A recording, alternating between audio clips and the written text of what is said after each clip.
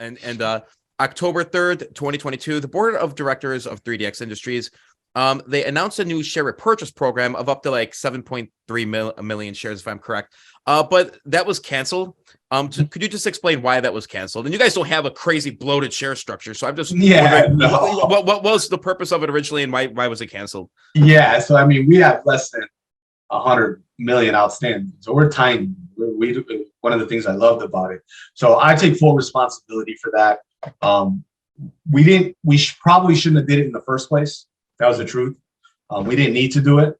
But I am with my business background, I understand, if you want to add value to the shareholders, take away shares. That's one tactic, 1 out of 100, right? The main tactic is build a profitable business. So I want to be clear, right? That's the main tactic, is build a sustainable, profitable business. Issue a dividend, for goodness sake. But what do you call it? We're a startup company, right? So we're a small company. Mm-hmm. So what happened there is, I like to set ambitious goals. So I take full responsibility. What I do is I set ambitious goals. I like to set targets that we might not hit. That's just how I am. And I like to set super ambitious goals. So I told them, I said, we didn't even, I would say cash flow didn't even allow for the repurchase of the shares when we set the target. Mm-hmm. And internally, what I did was I set a benchmark, an ambitious benchmark that we were probably too early for. We definitely had better use of the capital. Mm-hmm. We needed to make investments in our own company instead of buying out shares of, the company and making the shareholders modestly, more valuable.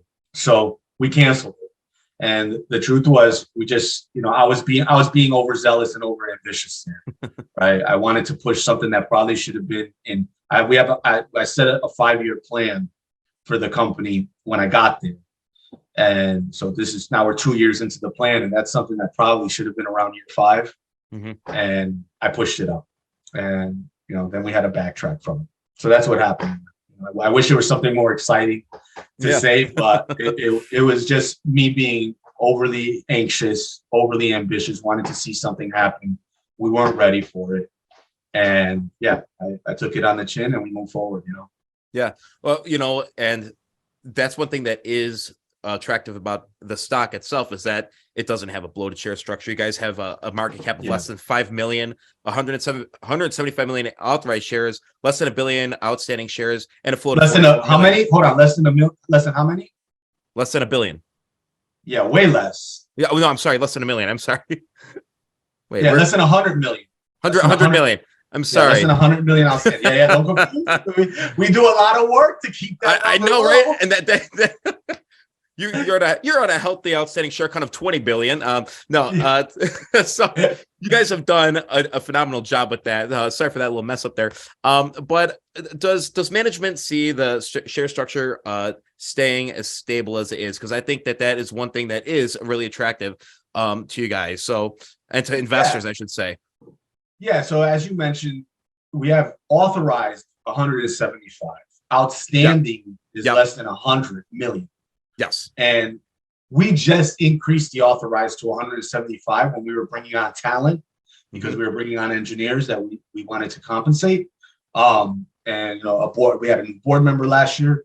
And when we went from 100 to 175, we sat down for 2 days and mulled it over. So we are not, we are never the company that just frivolously is going to issue shares for no reason. We're going to have 20 conversations. They had been running 7 years before I got there, 6 years before I got there, and they were still at 100. And they managed to, piece together, over $2.5 million in machinery over there, for almost peanuts. They were literally working through it as they went. So they are. I would love to take credit for Attain share structure, but they were already very stable there. And they weren't taking toxic financing. They were very, I like to say cheap with their shares, but it's in a good way, right? So we're constantly looking at that. We don't issue it for any reason. If we issue one share, we're having a discussion about it.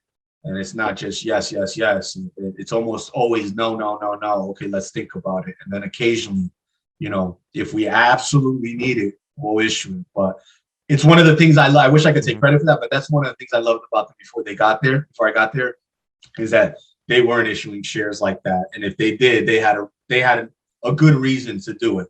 They didn't just do it. So yeah, I would imagine that that stays in line exactly the way it was, you know, with Yeah. the occasional financing that they're going to need to get to the next level, which I'm impressed by the way that they got as far as they did without blowing Oh it yeah. past, you know, a couple more. I mean, we're still only at 100.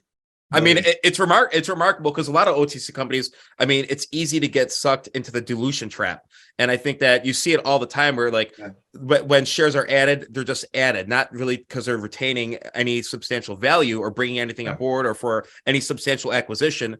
Yeah. So it's really remarkable to see you guys have that awesome, stable share structure that has been going on for, like you said, many years. And one thing that you found attractive about Yeah, I doubled DDX, down. I yeah, doubled down on yeah, it with them, right? Like I love that about them. I told that's them, listen, awesome. I love that you guys haven't. There's only 44 million. So out of the 100 million, there's only 44. The rest are all restricted. You know, 66. So I love that, and I just doubled down on that message. Like, hey, don't be issuing those shares unless it's for something valuable. Yep. Because at the end of the day, you know, the executives and the employees are some of the biggest shareholders there. So if you guys want to see value, don't just be issuing it out for no reason. And when we do issue it out, you know, it's if it's not for a piece of machinery, it's usually for a piece of machinery on there, or you know, management. You know, when it for management, it's always restricted. When I mean management, I mean our employees too. Mhm. You know, so I call them internally, I call them partners. The legal always tells me don't call anybody partners if they're not a real partner. So, you know, but generally our employees get all restricted. They're all unrestricted, you know, long-term holders. And then, you know, anytime if we issue shares, it's, you know, we need a machine or we need a new piece for a machine, something that we can make money from later. But yeah, we have, Yeah. they're very diligent there, and I'm very proud of them for that, you know. But again, I can't take credit for that. That's Roger and the team that has been there. They've been very prudent.